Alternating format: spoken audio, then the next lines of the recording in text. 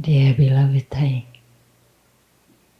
dear brothers, dear friends, I'm very happy to be here with you today. It's very special because I know that three of our brothers, three baby Buddhas, were delivered last Sunday.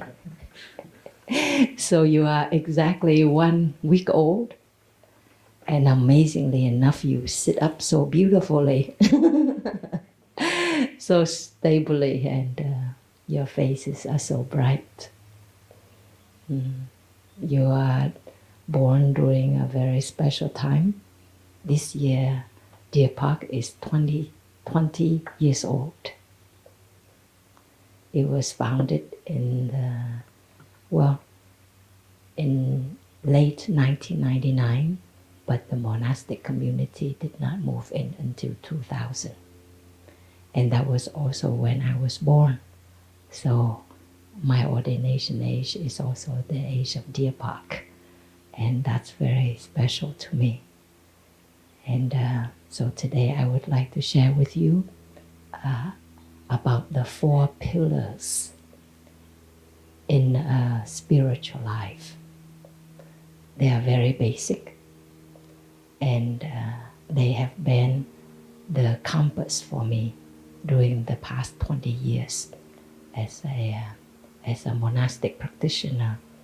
And I hope that your hearts will be open to receive them.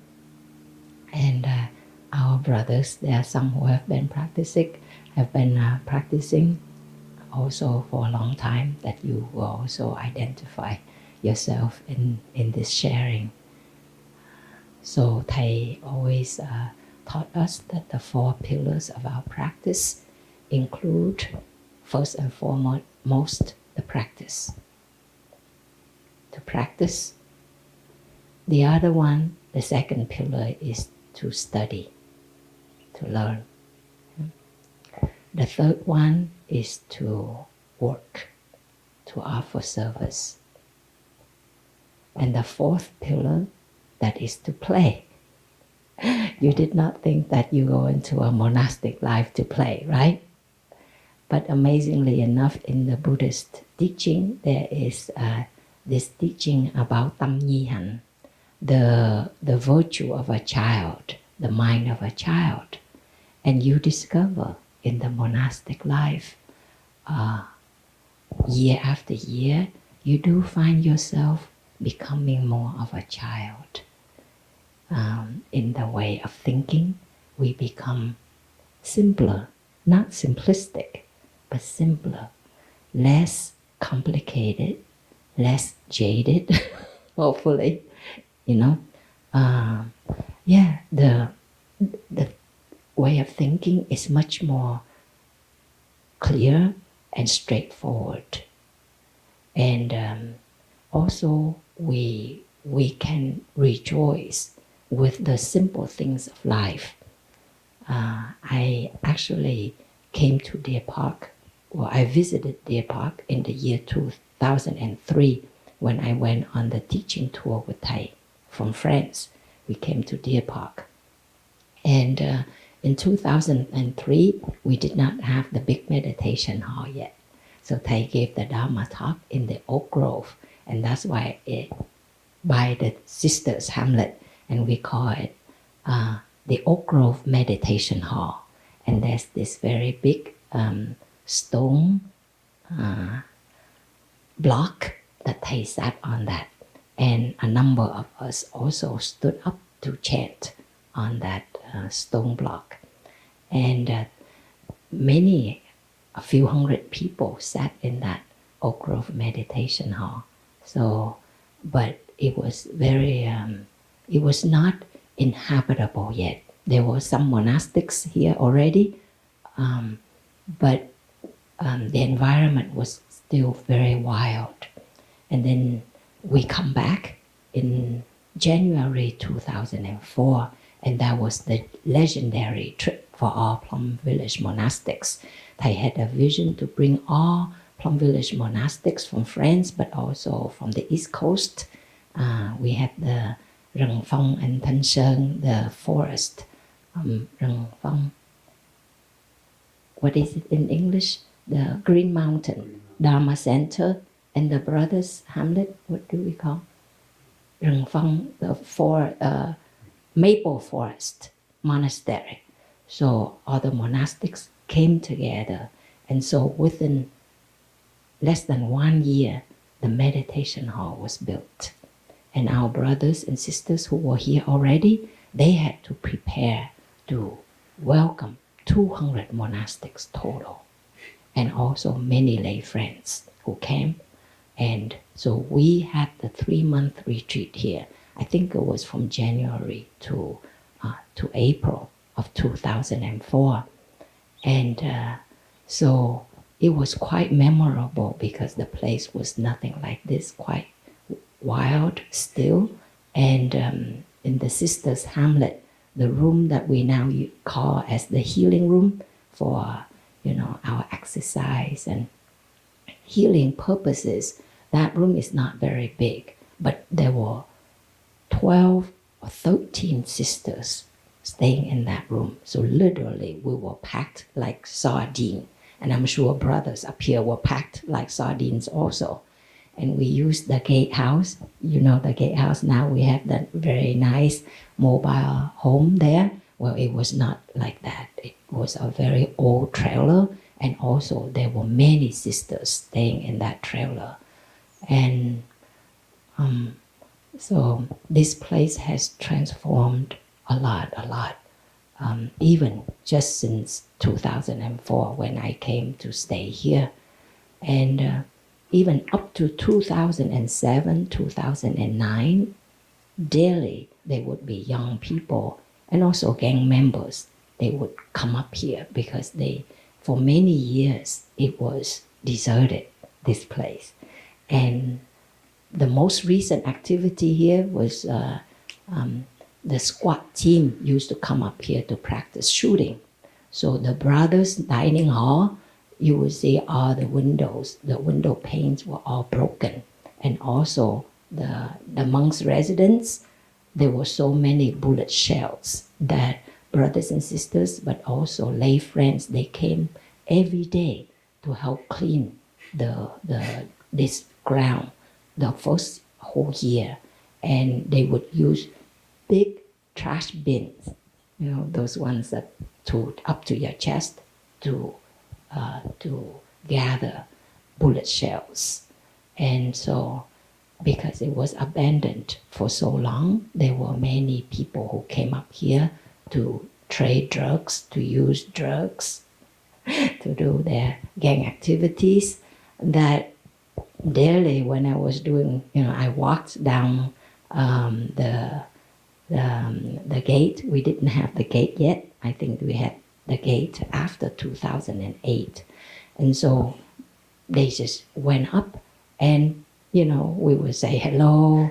I remember one really funny incident. Apparently some of them drove a 4-wheel truck. What do you call that? An ATV.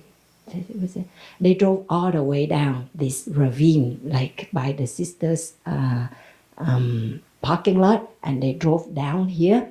And then I guess they got stuck because of the mud, the rain, and they couldn't retract their car.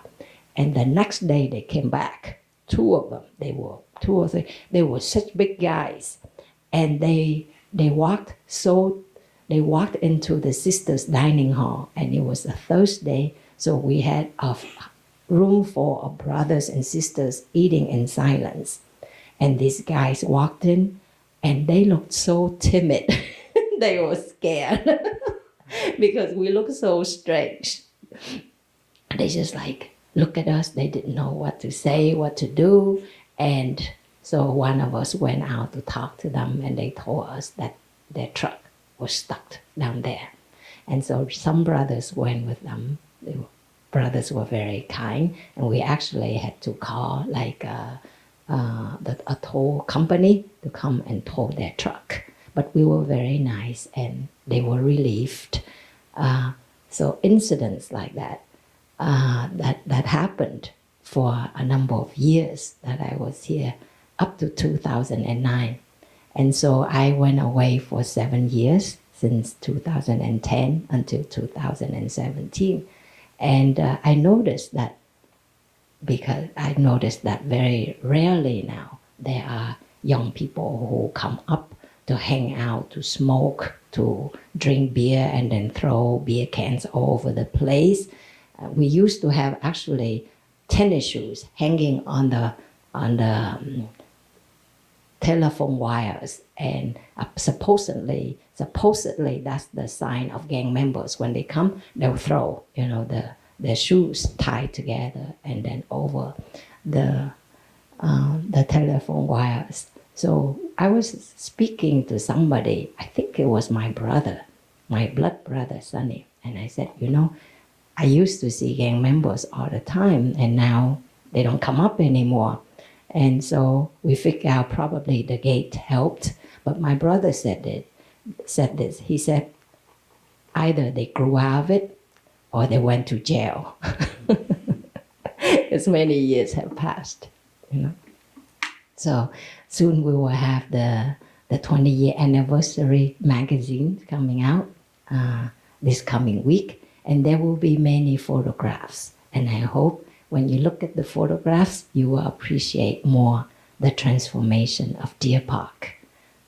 Unfortunately, because of the pandemic, we couldn't have the retreats that we were planning to have in August to celebrate with our brothers and sisters and lay friends. And so this magazine hopefully will be at least one token of gratitude to the many monastic brothers and sisters and the lay friends who have come over the years to help build Deer Park. And Deer Park's journey is also our own journey. Over the years, many of our brothers and sisters came here, made this our home, invested in this place, took good care of it, helped it to transform. And meanwhile, we also learned to practice, to take care of ourselves, and to transform along with Deer Park. So in that way, what is going on externally is also going on internally as well. And so the first aspect of the four pillars that is practice, I cannot stress enough how important it is that we, day by day, we train ourselves to come back to our mindful breathing, to our mindful walking. Thầy has taught the Dharma so many years, and every Dharma talk, Thầy would talk about mindful breathing. And it may sound boring at times, and I know it already. But if any one of us who practices sincerely will know it's not simple. At least 3-4 years after I became a nun, and somebody asked me, how much, what is the percentage of your breathing that you are aware of? And I thought about it for a minute, and I said 50% of my breath. I answered. But then later on, I reflected upon it. That means every other breath. But that was not the case. It wasn't the case. The first 2-3 years of my monastic life, I could go through the whole day without remembering one breath or one step. And Thầy would say, make a contract when you walk from the nunnery or the monk's residence to the dining hall. Walk mindfully, remember of your steps. Or when you go to the meditation hall. But I would walk the whole way without remembering one step or one breath. Or halfway I would remember, I would come back to that step, that next step or that next breath, and a few more I would already forget. I would already forget. Even in sitting meditation, I remember one breath, but the next breath, my mind was gone for the whole sitting meditation. And so, but I learned to be very patient with myself. Fortunately, because I had a lot of suffering, I came to the monastic life with a lot of sadness, a lot of trauma. So I was sincere and I was desperate. And I found out very soon that when I could hang on to my breath, my mind would have an anchor. And it would not be so free, so liberal to pursue the past, to get lost in thoughts and in strong emotions. But it could anchor and be more stable. I found that out very soon. I remember one day I was out there at the beginning of a forest by the lower hamlet, and I was all alone, and I was crying and screaming so loud. And at one moment, I just saw it. I saw it. Just one more second, I could cross that threshold between sanity and insanity. I could just cross it. And then all this socialization, appropriate behaviors would not matter anymore. I could just cry, laugh, scream, talk, whenever, wherever I wanted to. It happened so fast. I saw it. And in that moment, really, thanks to my ancestors, thanks to Thầy, to the Buddha, I just took in the deepest breath of my life. I just, like that, and I just dropped down on my knees and I joined my palms and I prayed. I said, please help me to never suffer like this again. Never, never again. And I just pray, and it brought me back. It's like step back from that cliff that I could have fallen in a split of a second. And so I touched the power of mindful breathing. And I have been so diligent. If you ask me, of the 20 years of my monastic life, what have I been most diligent? What have I invested the most in? I would confidently, sincerely let you know that I have been very sincerely and diligently and religiously coming back to my breath. And it has, as a result, become my friend, my best friend, my companion. Day and night, I come back to the breath. While I'm sitting on the computer, writing an email, reading an email, watching, a Dharma talk. When I am lying in bed before I fall asleep, when I cannot sleep at night, wherever I am, I just come back to the breath day and night. It's always there. And along with mindful breathing, it comes with mindful steps. Because when the mind can be with the breath, the mind is with the body, and the mind is aware of what's going on. So I have also trained and become more aware of my step day in, day out. Even if I wake up at 2 in the morning, at 3 in the morning to use the restroom, the first thing I am aware of is my breath. I take the steps and I am aware of the steps all the time. And that has enabled me to become much simpler in my thinking. My thoughts are not as copious, as abundant and relentless day and night, because the mind is with the breath, is with the steps, is with the body. And so in that way, the mind is more present and quiet. And that is the greatest nectar of compassion that I taste daily.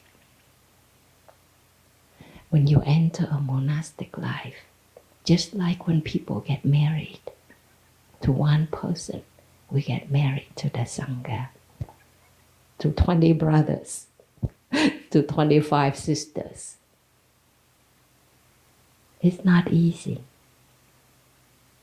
At first, there's this first love, and the person looks so perfect, right? It will be a great life you envision. But very soon, within the first month, within the first year, you will realize there's nothing perfect. That is a human being. And we have envisioned, we have imagined, we have created this perfect vision about somebody. And so we are disillusioned when we find out that person burps, that person overeats, that person gets emotional and angry, right? That person is so incredibly human that it is disappointing. Well, in a monastic life, a monastic community, it's also like that. As you live, you practice, you interact day by day. You're like, how can he be like that? How can she be like that and say things like that and do things like that? We become disillusioned with our own parents, with our own partners, spouses, and we become disillusioned and disappointed with our own monastic siblings. And I have experienced that. I have joked, and it's true, I've never doubted the Buddha. I've never doubted the Dharma. Not even once. If there's any shortcoming, it's my shortcoming in the practice. I know the Dharma is wonderful and deep, and it delivers me every single second that I practice. But if I suffer, it's because I'm not practicing, or not practicing deeply enough in that moment. So I've never doubted the Buddha, I've never doubted the Dharma, but I've doubted the Sangha many times, I must admit.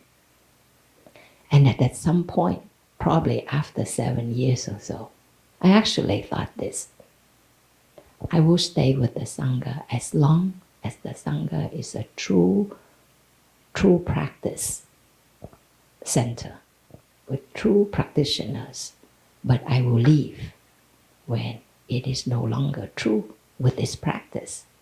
So I decided, and that gave me some comfort, because I was also struggling with many judgments, criticism, expectations that the Sangha should be like this, like that, brothers, sisters should be like this and like that.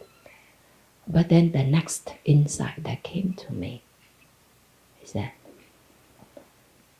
instead of always expecting what the Sangha can do for me, I can ask, what can I do for the Sangha? How can I practice to help the Sangha remain true in her practice?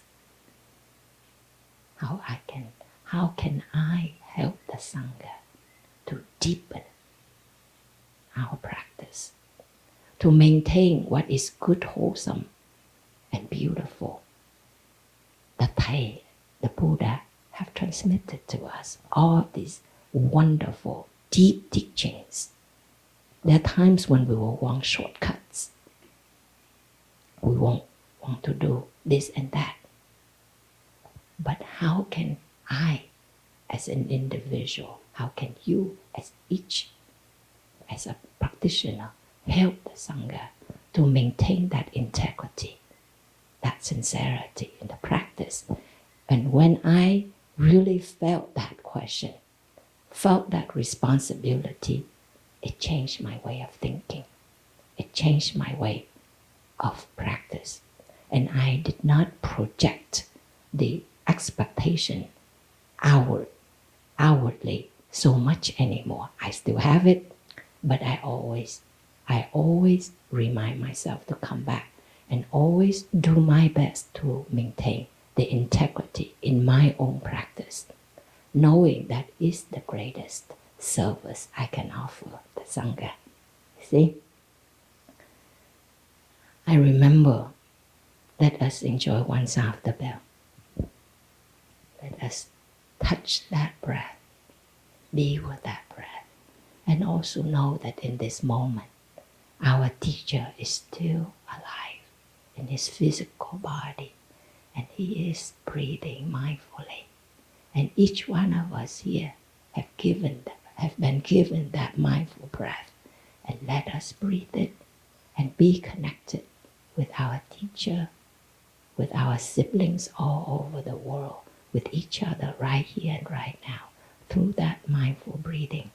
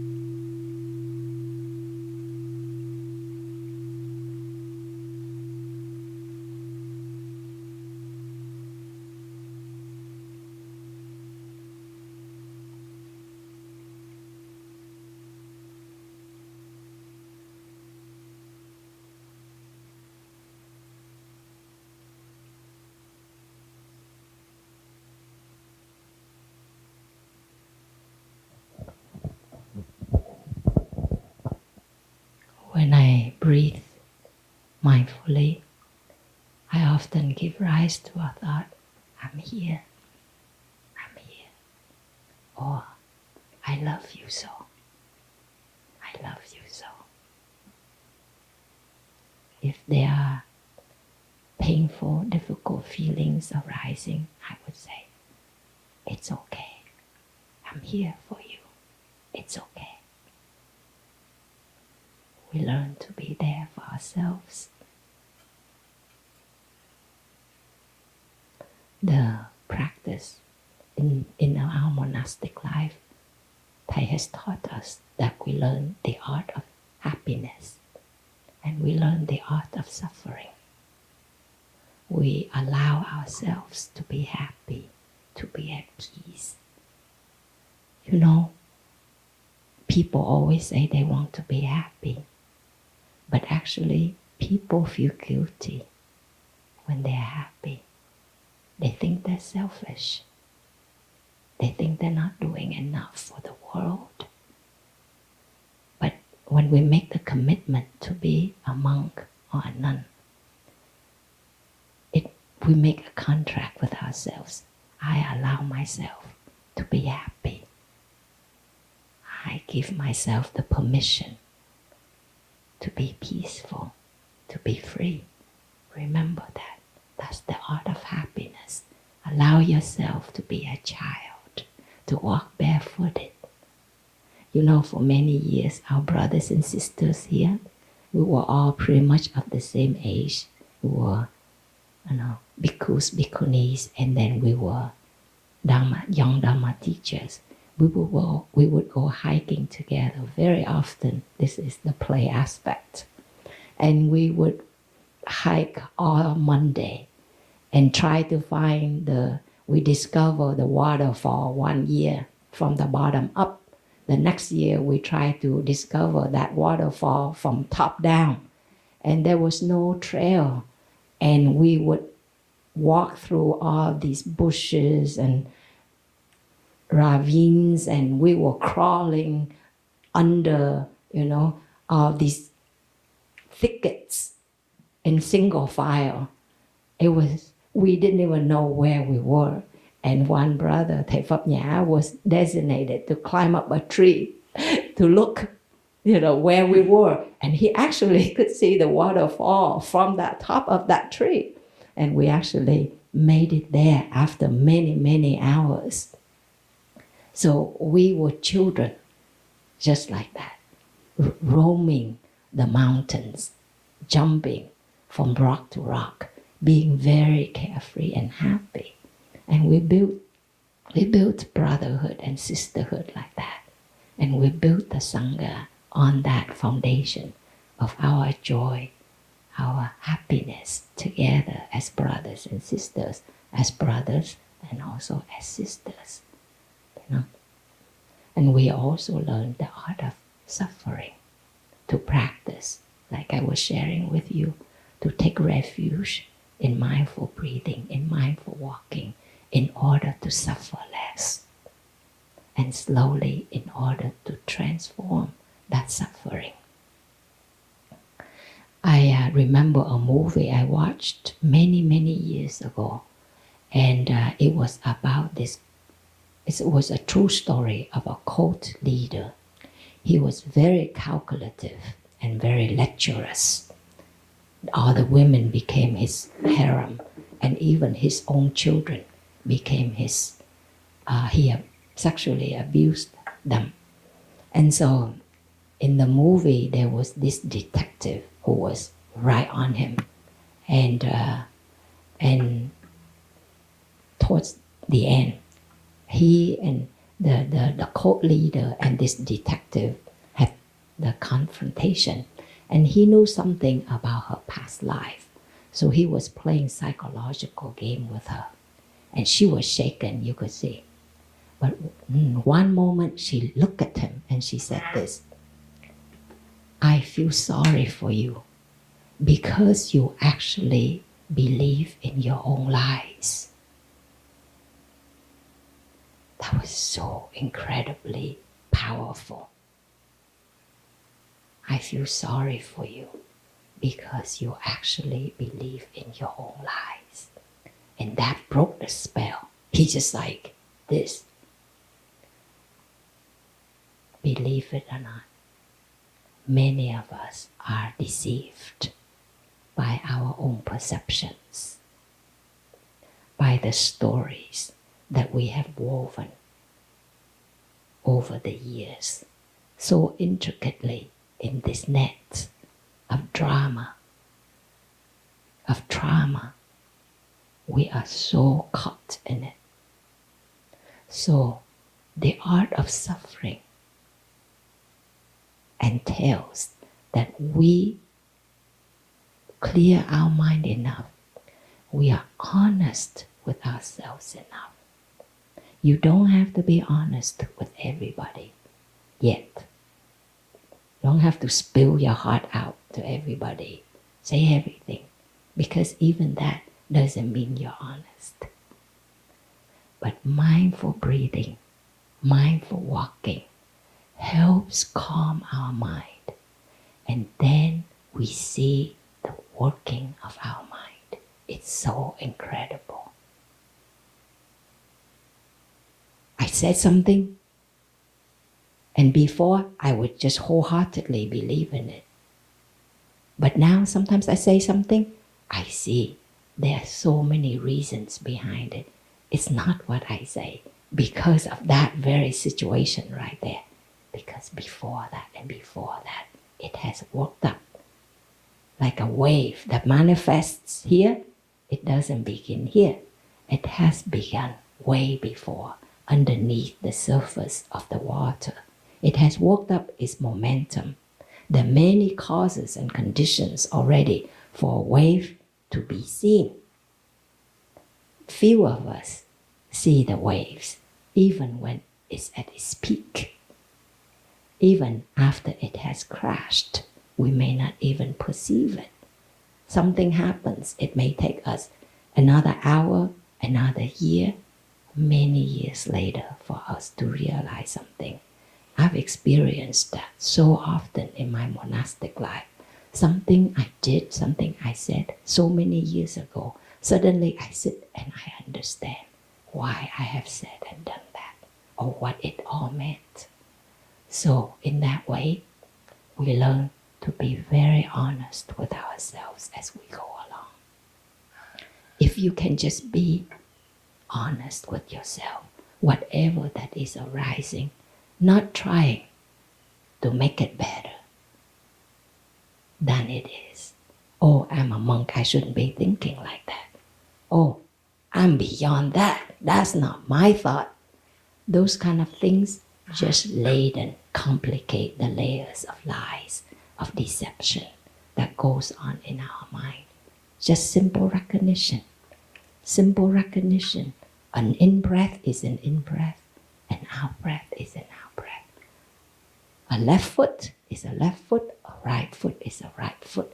And if we can train that, then a thought that arises of craving, of greed, of anger, of inferiority, of insecurity, it arises. You simply recognize it as it is.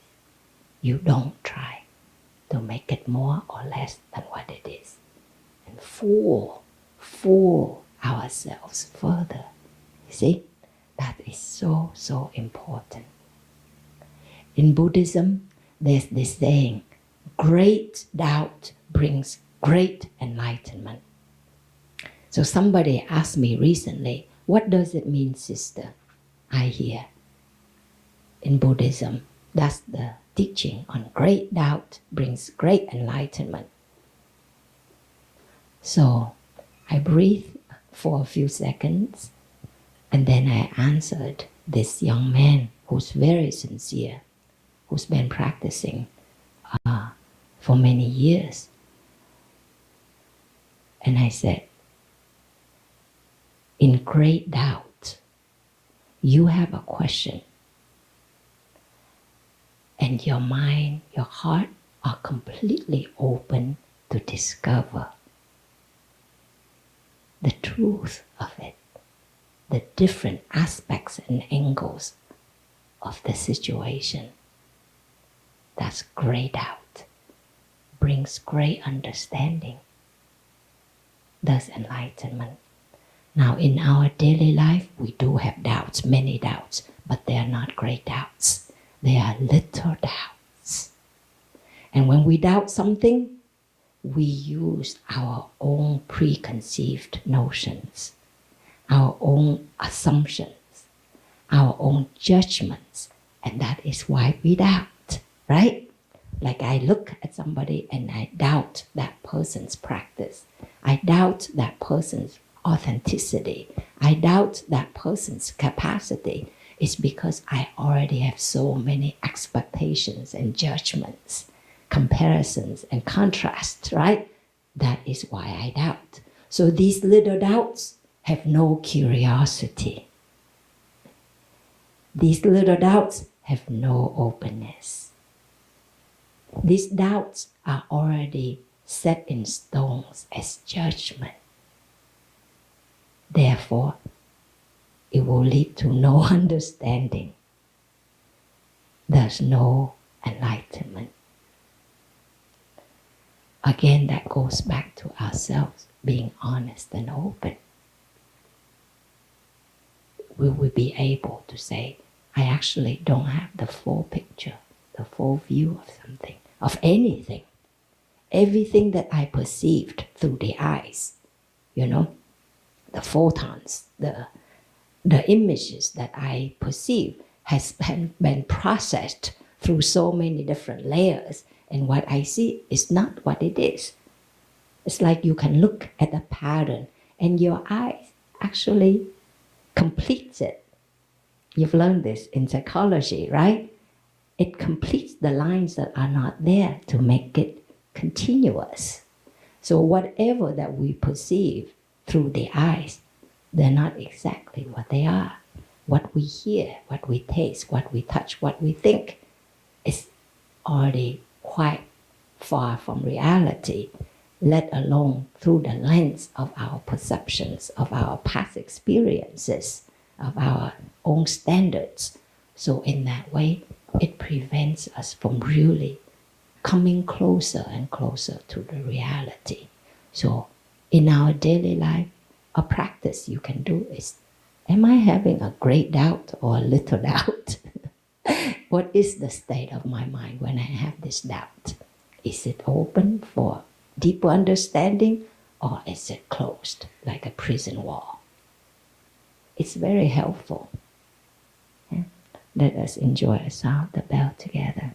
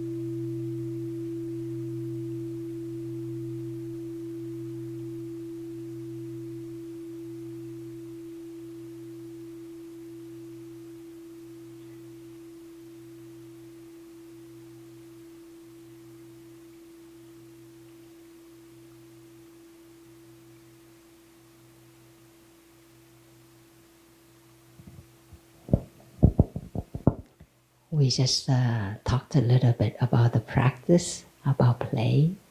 I want to address a little bit about study and work. We can learn a lot from ourselves and from others around us. How many of us grow up and think, oh, I see these imperfections in my parents and I'll never repeat their mistakes or their ways of being. And then we end up being the same way or even worse. That happens to many of us, right? Yeah. Well, in the monastic life, I see myself going through that process as well.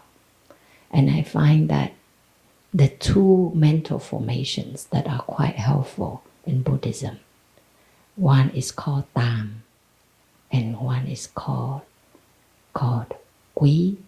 Tam means shame. When I look at myself, I can feel a little embarrassed. Or, for example, I left medicine. I left the many people who loved me and cared for me so that I could become a nun. Because in those moments, I felt that I just wanted peace in my life and nothing more. That's all I wanted. And I saw clearly that the practice could help me cultivate true peace and true happiness. But there are moments when I see myself struggling over small issues, certain things in the Sangha. Who's right, who's wrong, this is good, this is bad, things like that. And there's no peace in me. And I've also learned that really there's not one way. If we can organize a retreat, if we can do something in the spirit of harmony in the beginning, in the middle, in the end, that's most important. And then the retreat, however it turns out, it'll be good for sure. And we can laugh, we can look at each other. You see, we can live with each other. But if I get my way or you get your way only, and we grudgingly go through it, and we do our parts, but we can't laugh, we can't look at each other, what good is that for, right? So there are moments when I see myself struggling over non-important things, and I have no peace. I'm a little ashamed, and that shame is good.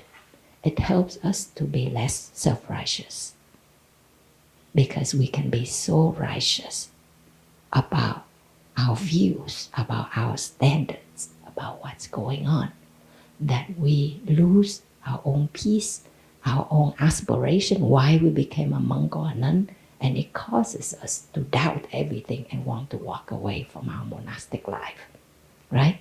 So shame, self-abashment is important to help us to be humble, to be modest, to just come back to that peaceful breath and calm everything down. Quý, that's tam, T-A-M. Quý is when you look at another person and you also feel that embarrassment and shame. It's like I'm walking, I'm hurrying across the road, and I see my brother who just ordained a week, and he's walking peacefully. And he's enjoying a flower on the sidewalk. In that moment, I put on my brake. I'm like, okay. I'm a big sister and I'm walking like that, you know. I'm really ashamed. So that's good, right? It's good. It happens. You will see.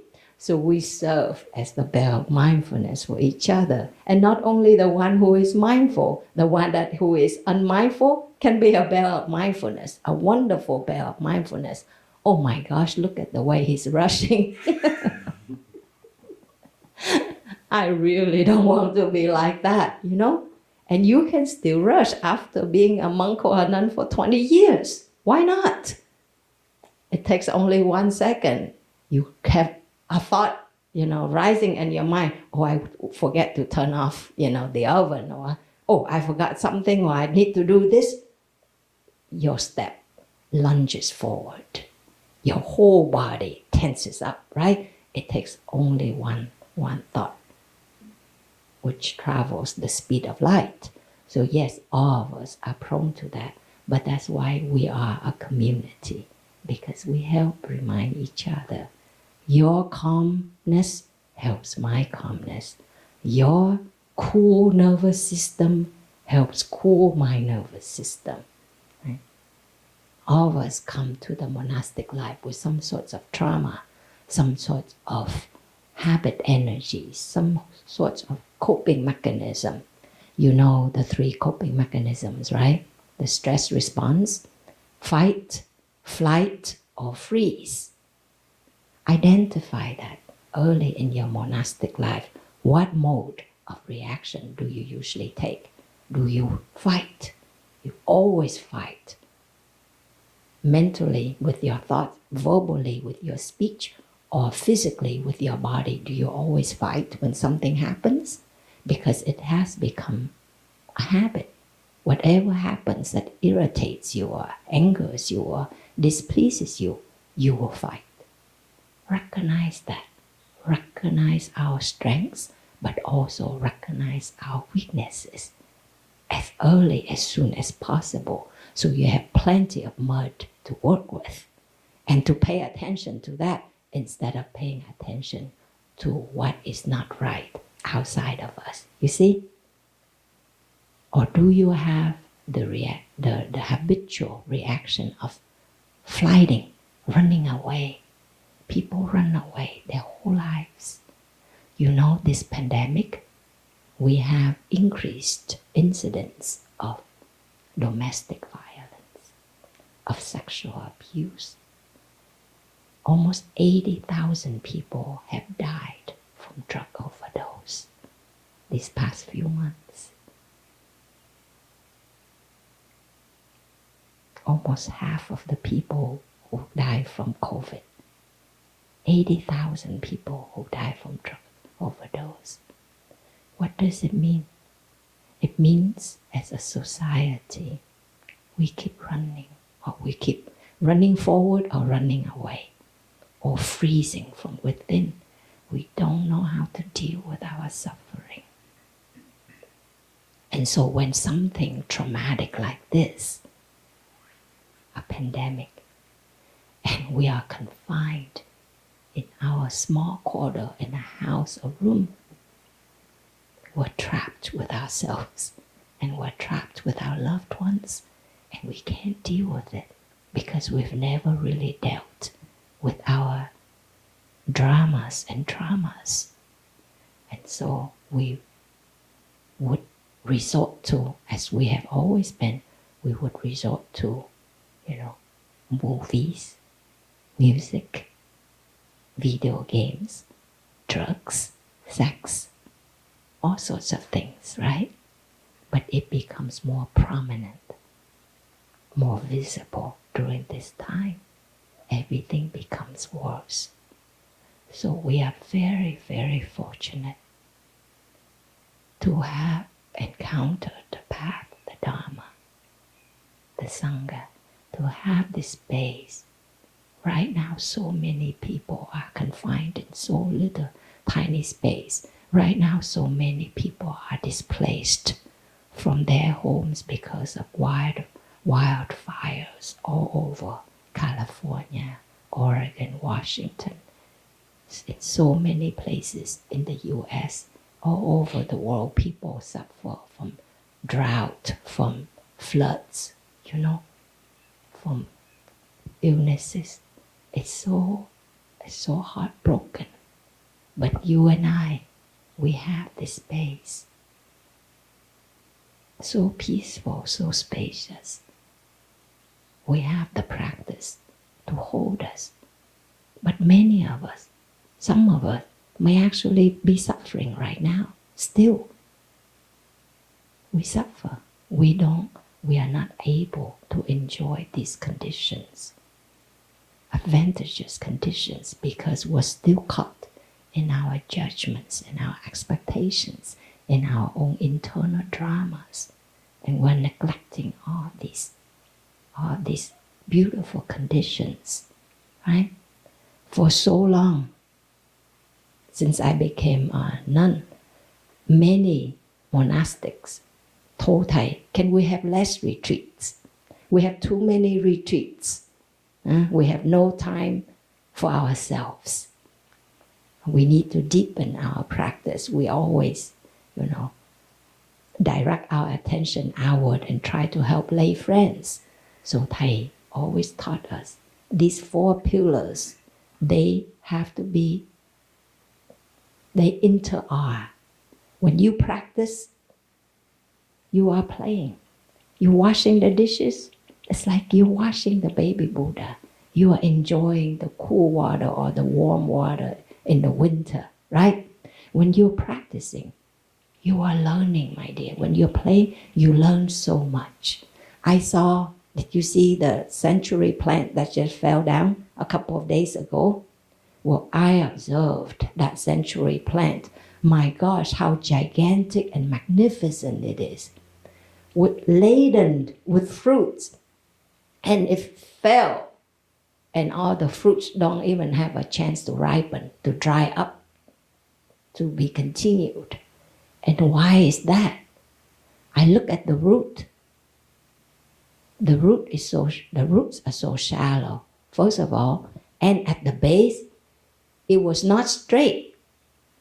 It actually tilted like 30 degrees at the 30-degree angle, because this big old cactus, another century plant was right next to it, and probably just push it slowly over time. And meanwhile, it developed all of these gigantic fruits, so many of them. It was so heavy, it just had to fall over. I learned a lot from that plant. First of all, make sure you deepen your roots in the practice. Don't get carried away with the fruits that you may be able to produce. It's nice to be able to be praised by somebody when you share the Dharma, when you do this and do that, but don't always just invest in the fruits that are visible. Always come back to the basic practice. It doesn't matter how many years you've been a practitioner. Always stay anchored in the basic practices. That's what Thầy has done his whole life. In this moment when he has to eat liquid food, right? He still chews. He chews, literally. It's just water. It's just puree. And Thầy would chew, chew and chew and chew at least 30 times. Each spoonful, he would chew. And he would close his eyes and smile. He would invite the children around him to take the food with him, and that has helped him not to aspirate, to get pneumonia. These past 6 years, most people get, aspirated all the time, and that's how they die. So anyway, Thầy continues to practice, because that practice has become every fiber of his being. Make sure that we always invest in that and not in the fruits up here. And if there's another century plant that is pushing us over, that is growing, we need to identify what it is. It may be an external condition. Somebody is pushing you, right? And you're really letting yourself be bent by that and hurt by that. Or it could be a mental formation of disgruntlement or of disappointment, of agitation, whatever. If we don't take care of it, it will grow and grow and grow. And before we know it, it uproots our mind of love. It takes over and we fall over. When I became a nun for 2-3 years, an elder sister left. And that was very painful for the community. Even Thầy was in deep pain. She was Thay's attendant. Very loved, very beloved. And everybody was shocked. And after her, Thầy said to me, because she left with another person, and Thầy said to me, learn about desire, my child, and know what it is.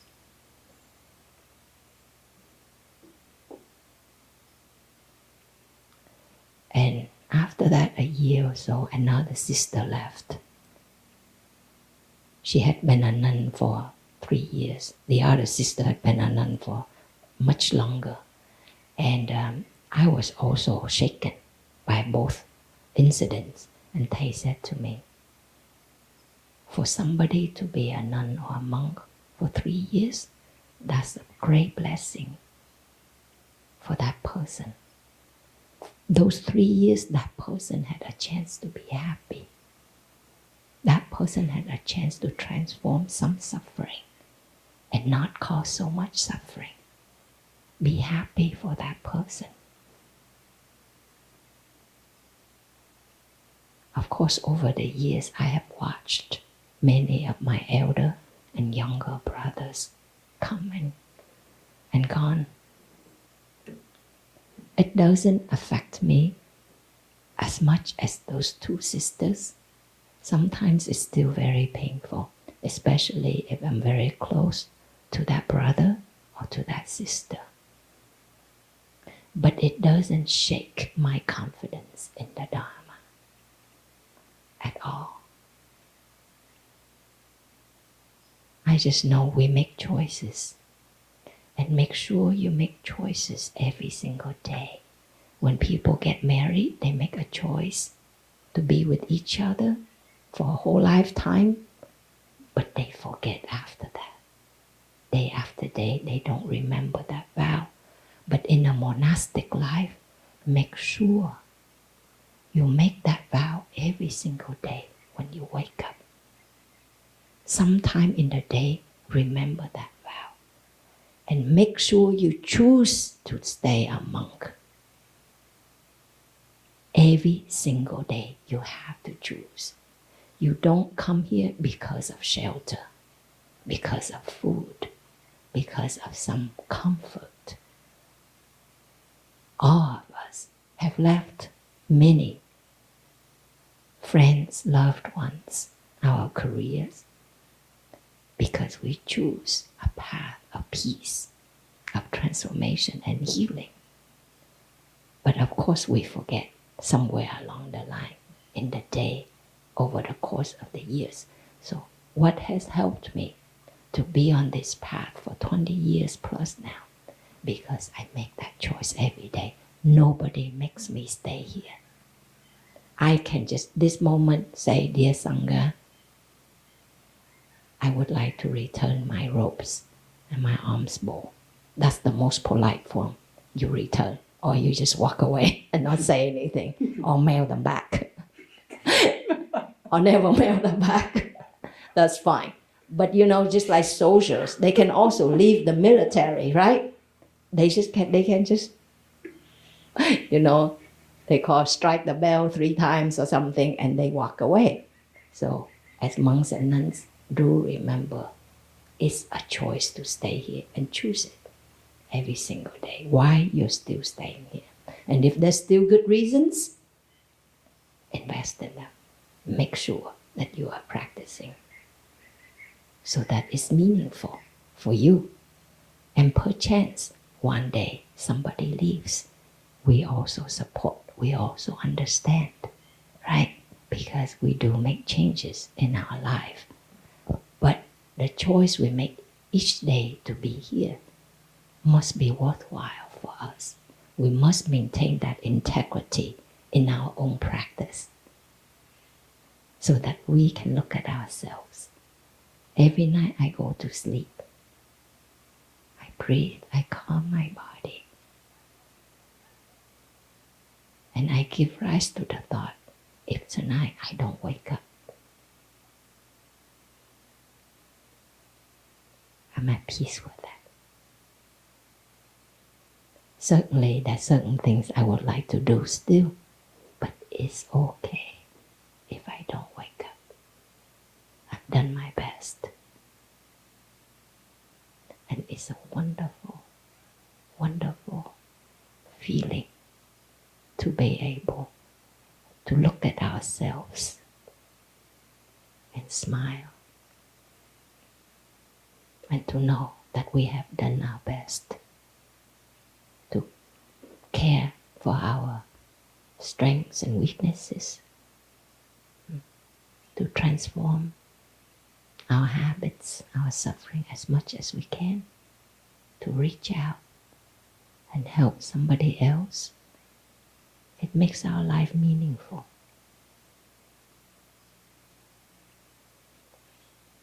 And that's the integrity of a practitioner. And you won't ever regret whether you're on the path as a monk, a nun, or a lay friend. You will always find meaning in it. It's always worthwhile. And of all the monks and nuns that I know, when they leave the path, when they look back, they always say, these years are the most precious, memorable years of their lives. Always they say that. However much they struggle on the monastic path. And it's usually because we struggle with ourselves. But it's all worthwhile. Yeah.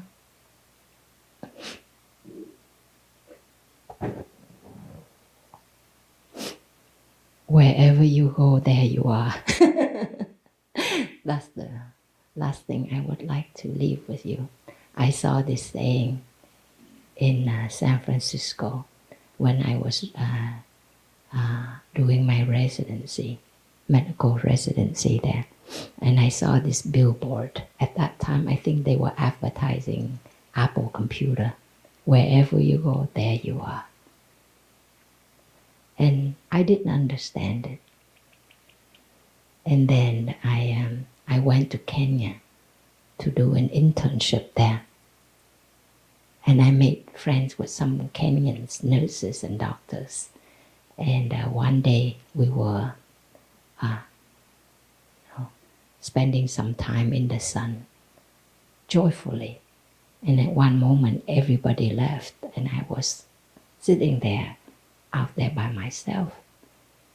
And suddenly, this heaviness, it felt like a comet. It just like crashed on my chest. It felt exactly like what I was feeling. I had been feeling in San Francisco. That heaviness, that sadness, that despair. And right in that moment, I understood. Wherever you go, there you are. We cannot escape ourselves. However hard we try to lie to ourselves, it's still there. That inner child in us. That Buddha in us. That suffering, that trauma, that enlightenment, they're all there. And we just have to face them. We just have to take care of that in us. Then wherever we are, we can face ourselves and be at peace with ourselves. So they are the compass for me, helps guide me through my daily practice and not get lost in trivial matters. And I hope that my brothers, especially my young brothers, you also make the time to contemplate on what's most important to you, why you have chose this path, so that in your daily life you come back to those important matters.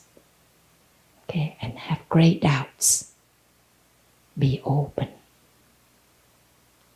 to learn, to observe, to study, to practice. That to offer our service. As you practice, that is your deepest, most long-lasting service, And also allow yourself to be a child. Okay. Thank you. Thank you, my dear.